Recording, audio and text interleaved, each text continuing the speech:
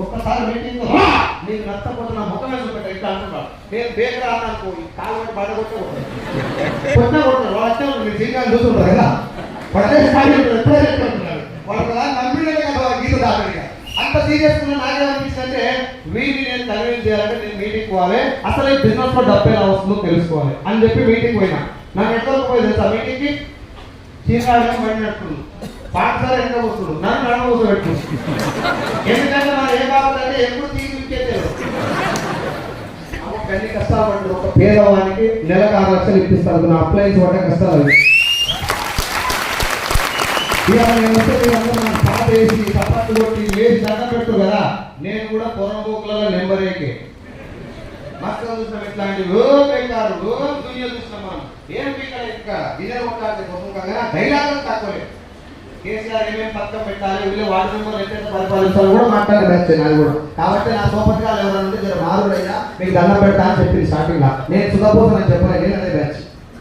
Meeting పోయి కూర్చున్నా 6 ఉన్నారు సార్ ఆ మీటింగ్ లో. ఎంతమంది? మనం 7వ వ్యక్తి. ఏం కంపెనీ అనుకున్నాం దీన్ని 6 ఉన్నట్టు మ్యాచ్ అయిందా లేదా? కంపెనీ సీనియర్ నాకు లక్ష కాలం చెప్పాడు 6 నేను ఇప్పుడే మీటింగ్ అనుకొని కాలు మీద కాలు వేసి ఊపుకుంటా కూర్చున్నాం ముందు. ఆ వచ్చిన ఆయన ఏం చెప్పిందంటే సార్ జాగ్రత్త ఇక్కడి నుంచి ఒక 15 నిమిషాలు టైం అయింది ఇస్తారా ఒక క్లాస్ కొట్టండి.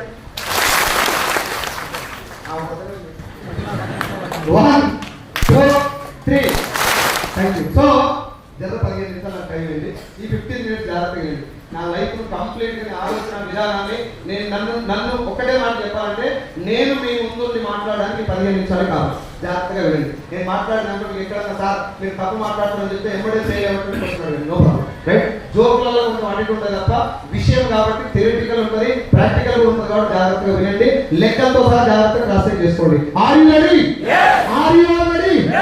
ఆయన మాట్లాడిన మాట ఏంటంటే సార్ మీ 7గురిలో ఏ ఒక్కరిని కూడా ఈ బిజినెస్ లో జాయిన్ చేయడం కోసం కానీ ఇందులో ప్రొడక్ట్ కొనిపించడం కోసం కానీ ఈ బిజినెస్ మీ మీద బలవంతంగా రుద్దడం కోసం కానీ ఈ మీటింగ్ పిలవాలి సార్. ఇలాంటి ఒక బిజినెస్ కాన్సెప్ట్ ఉన్నది అని మీ అందరికి తెలియజెప్పడం కోసం మాత్రమే పిలిచినాం. కాబట్టి మీరందరూ దయించి ఈ బిజినెస్ ఏందో తెలుసుకొని వెళ్ళండి అన్నారు.